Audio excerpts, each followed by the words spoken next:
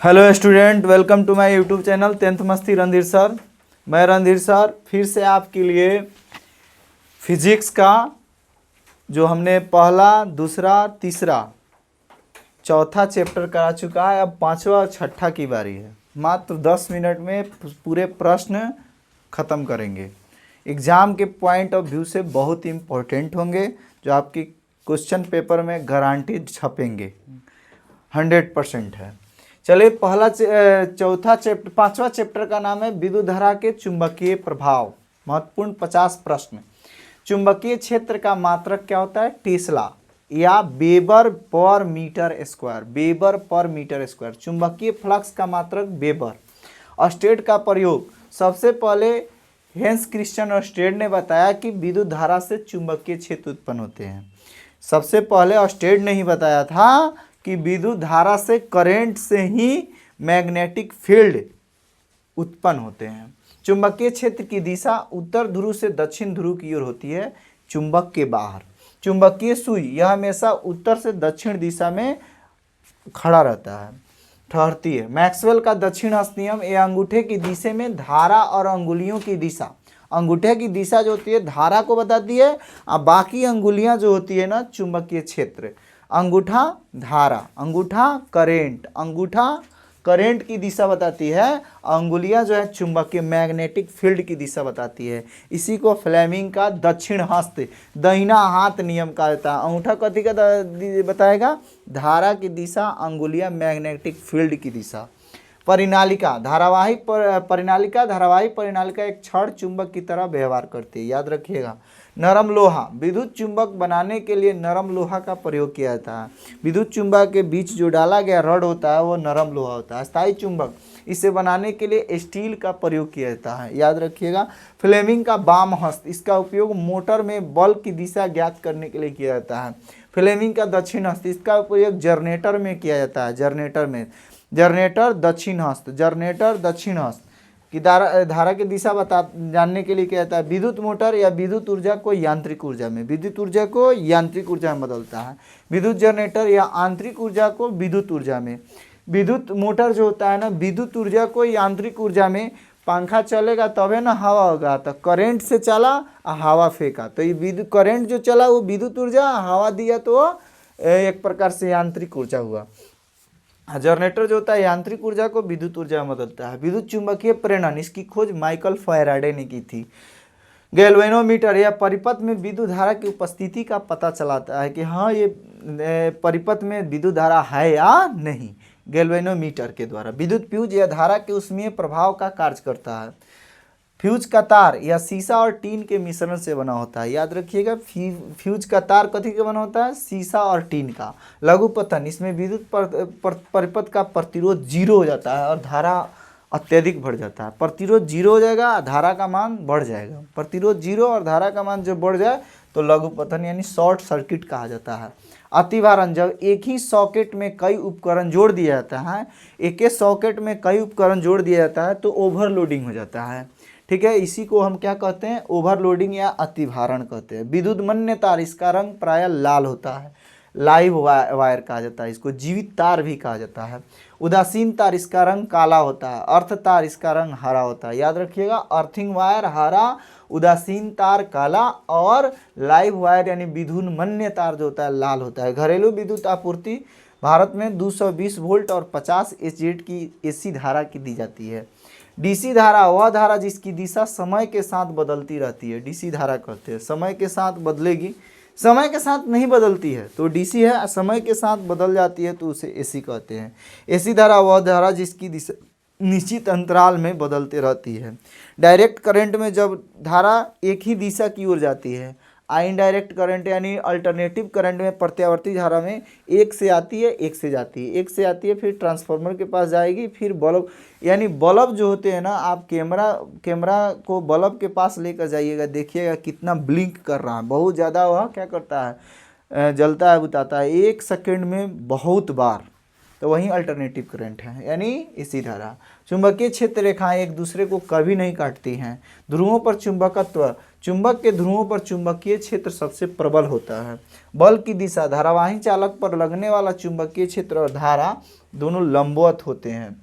डिस्ट धारा, डीसी का स्रोत सेल, बैटरी और डीसी जनरेटर होता है। डीसी जनरेटर भी आते हैं। एसी स्रोत, एसी जनित्र या पावर हाउस। विद्युत चुंबकीय प्रेरण की इकाई वेबर में मापा जाता है, याद रखिएगा। स्प्लिट रिंग या डीसी मोटर में कंप्यूरेटर का कार्य करता है, कम्यूटेटर का काम करता है। स्प्लिट रिंग, स्लिप रिंग यह एसी जनित्र में उपयोग होता है। स्लिप रिंग पूछेगा कहाँ उपयोग होता है। चुंबकीय क्षेत्र रेखाओं का सघनता, जहाँ रेखाएं घनी होती है वहाँ चुंबकीय क्षेत्र मजबूत होता है, और जहाँ कमजोर होती है, दूर दूर होती है, वहाँ पे क्या होता है, कमजोर होता है। विद्युत चुंबक की शक्ति बढ़ाना, फेरों की संख्या बढ़ाकर या धारा बढ़ाकर। विद्युत जितना ही देखिएगा मोटर में तार लपटा जाएगा उसका पावर और ज़्यादा बढ़ते रहेगा। नहीं कहता है 2 HP के मोटर है, 3 HP के मोटर, इसका HP का मतलब क्या, उसमें फेरों की संख्या ज़्यादा लपेटी गई है। ठीक है, आप जैसे पंखा देखते हो, पंखा में जितना ही फेरा लपटा जाएगा उतना ही वो ज़्यादा पावरफुल होगा, समझे। हर्ट्ज यानी आवृत्ति का मात्रक को कहा जाता है हर्ट्ज। इसकी खोज हर्ट्ज ने किया था। चुंबक के भीतर क्षेत्र की दिशा क्या होती है, दक्षिण ध्रुव से उत्तरी ध्रुव पर। भीतर होगी दक्षिण ध्रुव से उत्तरी ध्रुव, और बाहर होगी उत्तरी ध्रुव से दक्षिण ध्रुव। बायो सावर्त नियम चुंबकीय क्षेत्र की गणना के लिए उपयोग किया जाता है। बायो सावर्त का नियम चुंबकीय क्षेत्र मैग्नेटिक फील्ड कितना है इसके बारे में। फ्यूज की रेटिंग क्या होती है, इसे एम्पियर में मापा जाता है। फ्यूज की रेटिंग एम्पियर में मापी जाती है। अर्थिंग का कार्य बिजली के झटकों से बचाना होता है। अर्थिंग का तार किस कलर का होता है, कमेंट में जरूर बताइएगा। चुंबकीय क्षेत्र एक अदिश राशि है, सदिश राशि है। चुंबकीय क्षेत्र सदिश राशि। आर्मेचर मोटर और जनरेटर के भीतर घूमने वाला जो कुंडली होता है उसी को आर्मेचर कहते हैं। मोटर के अंदर जो घूमने का काम करता है वही आर्मेचर है। ब्रश एक कार्बन के बने होते हैं जो धारा को बाहरी परिपथ तक पहुंचाते हैं। जो हम लोग जहाँ करेंट ले आके या जिस चीज सप्लाई मोटर के जिस पर लगाते हैं ना, मोटर के जिस पर लगाते हैं ताकि मोटर नाचने लगता है, तो जहाँ लगाते हैं उसी को हम ब्रश कहते हैं। उसके अंदर के जुड़ा हुआ पार्ट्स होता है। विद्युत घंटी या विद्युत चुंबक के सिद्धांत पर काम करता है। फैराडे के नियम प्रेरित EMF विद्युत वाहक बल कहा जाता है। Electric magnetic force. प्रेरित विद्युत वाहक बल चुंबकीय फ्लक्स के परिवर्तन के दर के बराबर होता है, याद रखिएगा। प्रेरित विद्युत वाहक बल चुंबकीय फ्लक्स के परिवर्तन के दर के बराबर होता है, यही फैराडे का नियम कहता है। सुरक्षा युक्ति किसे कहा जाता है, तो फ्यूज और MCB को कहा जाता है। MCB का फुल फॉर्म क्या होता है, miniature circuit breaker. Miniature circuit breaker, miniature circuit breaker. विद्युत धारा आवेश के प्रवाह की दर को विद्युत धारा कहते हैं। अस्थायी चुंबक का उपयोग लाउड स्पीकर और गैल्वेनोमीटर में किया जाता है। प्रेरित धारा जब किसी चालक और चुंबकीय के बीच सापेक्ष गति होती है तो धारा उत्पन्न होती है, तो उसे प्रेरित धारा कहते हैं। ऊर्जा के स्रोत 50 महत्वपूर्ण ऑनलाइनर क्वेश्चन है। ऊर्जा का मुख्य स्रोत सूर्य पृथ्वी पर ऊर्जा का सबसे बड़ा मुख्य स्रोत है। जीवाश्म ईंधन कोयला, पेट्रोल और प्राकृतिक गैस जीवाश्म ईंधन है। इसको आप ऑब्जेक्टिव के रूप में परिवर्तित कर सकते हैं, इतना याद हो तो ऑब्जेक्टिव कंफर्म क्वेश्चन बनेंगे। अनवीकरणीय ऊर्जा कोयला, पेट्रोल ऊर्जा समाप्त होने वाले स्रोत को अनवीकरणीय कहा जाता है। नवीकरणीय सौर ऊर्जा, पवन ऊर्जा, जल ऊर्जा जो कभी समाप्त न हो नवीकरणीय ऊर्जा है। जो कभी समाप्त न हो नवीकरणीय है, जो समाप्त हो जाए वो नवीकरणीय है। उत्तम ईंधन वह ईंधन जिसका कैलोरी मान उच्च हो, कम धुआं दे, कम धुआं लेकिन आग ज़्यादा हो, तो उसे क्या कहेंगे, उत्तम ईंधन कहते हैं। LPG का मुख्य घटक C4H10, LPG का मुख्य अवयव है C4H10। 4 को क्या कहते हैं, मेथ एथ प्रोप ब्यूट, ब्यूट में एन जोड़ देंगे ब्यूटेन, याद रखिएगा। CNG का, LPG का full form liquid petroleum gas. CNG का कंप्रेस्ड नेचुरल गैस का मुख्य घटक मीथेन होता है, याद रखिएगा। इसका मीथेन, इसका ब्यूटेन, यहाँ मीथेन ब्यूटेन लिखा गया है, मीथेन लिखा गया। बायोगैस, बायोगैस में 75% तक मीथेन गैस होती है। बायोगैस किसे कहते हैं, गोबर गैस को ही बायोगैस कहा जाता है। जो प्राकृतिक जो कचरा होता है ना, कचरा से निकाले जाने वाला गैस जो होता है ना, वो बायोगैस कहलाता है। उसमें 75% मीथेन होता है। पवन चक्की, पवन चक्की चलाने के लिए हवा का न्यूनतम चाल 15 किलोमीटर प्रति घंटा होना चाहिए। पवनों का देश डेनमार्क को कहा जाता है। सौर सेल सौर ऊर्जा को सीधे विद्युत ऊर्जा में बदलता है। सौर सेल निर्माण, सौर सेल बनाने के लिए मुख्य रूप से सिलिकॉन का उपयोग किया जाता है। सौर पैनल, कई सेलों को आपस में जोड़कर सौर पैनल बनाई जाती है। सौर कुकर में ऊष्मा सोखने के लिए काले रंग का उपयोग किया जाता है। सौर कुकर का दर्पण हमेशा क्या होता है, अवतल दर्पण होता है।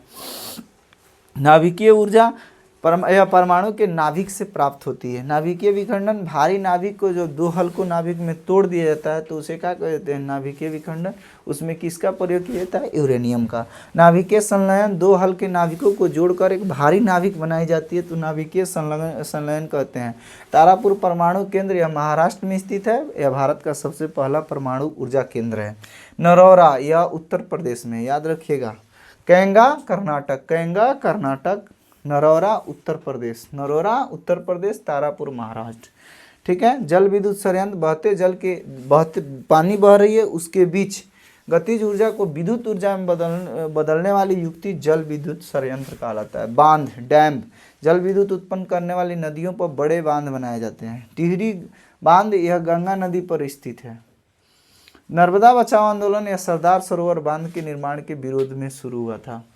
तापीय विद्युत संयंत्र, इसमें कोयले को जलाकर भाप बनाई जाती है। ठीक है ना, जिसे टरबाइन घुमाता है। जैव मात्रा, लकड़ी, गोबर, कृषि अपशिष्ट ऊर्जा के इस रूप में आते हैं।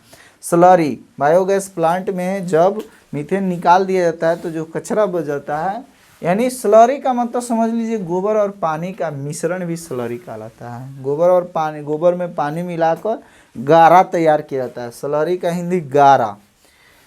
गर्म चश्मा, ये भूतापीय ऊर्जा के कारण गर्म पानी के स्रोतों से बनते हैं। ओशियन थर्मल एनर्जी, ऑक्टेक, समुद्र की सतह और गहराई के तापमान के अंतर को ओशियन थर्मल एनर्जी कहते हैं। ज्वारीय ऊर्जा, समुद्र में ज्वार भाटा से उत्पन्न टरबाइन को घुमाकर जो ऊर्जा प्राप्त किया जाता है उसे क्या कहते हैं, ज्वारीय ऊर्जा। जो ज्वार भाटा किसे कहते हैं, समुद्र में उठने वाले लहर को ज्वार कहते हैं, गिरने वाले लहर को भाटा कहते हैं, याद रखिएगा। Green house effect, CO2 gas green house प्रभाव के मुख्य रूप से जिम्मेदार है। ग्लोबल वार्मिंग, जीवाश्म ईंधन के जलने से पृथ्वी का तापमान बढ़ना। ऊर्जा संकट, ऊर्जा के नवीकरणीय स्रोतों को तेजी से खत्म होने की स्थिति। कैलोरी मान, 1 ग्राम ईंधन जलने पर जितनी ऊष्मा होती है उसी को कैलोरी मान कहते हैं। प्राकृतिक गैस, इसे पाइपों के जरिए आसानी से भेजा जा सकता है। बायोगैस संयंत्र, से ऑक्सीजन की अनुपस्थिति में सूक्ष्मजीव अवशिष्टों को सड़ाते हैं उसे बायोगैस संयंत्र कहते हैं। सौर स्थिरांक, इसका मान 1.4 किलोवाट पर मीटर स्क्वायर होता है। सिलिकॉन की उपलब्धता प्रकृति में प्रचुर मात्रा में होती है लेकिन शुद्ध सिलिकॉन महंगा होता है। हाइड्रोजन गैस, इसे भविष्य का ईंधन कहा जाता है, इसका कैलोरी मान सबसे अधिक होता है। यूरेनियम 235 नाभिकीय रिएक्टर में ईंधन के रूप में लगाया जाता है। मंदक यानी मॉडरेटर, नाभिकीय रिएक्टर में भारी जल यानी D2O का प्रयोग न्यूट्रॉन की गति धीमी करने के लिए मंदक का प्रयोग किया जाता है। नियंत्रक छड़, कैडमियम या बोरॉन की छड़ें नाभिकीय अभिक्रिया को नियंत्रित करती हैं। ऊर्जा संरक्षण का नियम, ऊर्जा न तो पैदा की जा सकती है और नहीं नष्ट, बस एक रूप से दूसरे रूप में बदला जा सकता है। चारकोल, लकड़ी के सीमित ऑक्सीजन में जलाने पर चारकोल की प्राप्ति होती है, यानी लकड़ी का आधा जला हुआ भाग चारकोल कहलाता है। तरंग ऊर्जा, समुद्र की लहरों में गतिज ऊर्जा का उपयोग किया जाता है। अम्लीय वर्षा, कोयला और पेट्रोल में जलने से निकलने वाले नाइट्रोजन और सल्फर के ऑक्साइड के कारण जो वर्षा होती है उसे अम्लीय वर्षा कहते हैं। पवन ऊर्जा फर्म, जहाँ बहुत सारी पवन चक्कियाँ एक साथ चलाई जाती है उसे पवन ऊर्जा के रूप में जाना जाता है। सौर ऊर्जा का लाभ, इसमें कोई प्रदूषण नहीं होता है, रख रखाव का खर्च भी कम होता है। तो आपको वीडियो ज़रूर न ज़रूर अच्छा लगा होगा। मिलते हैं नेक्स्ट वीडियो में, तब तक के लिए टेक केयर, बाय बाय, धन्यवाद।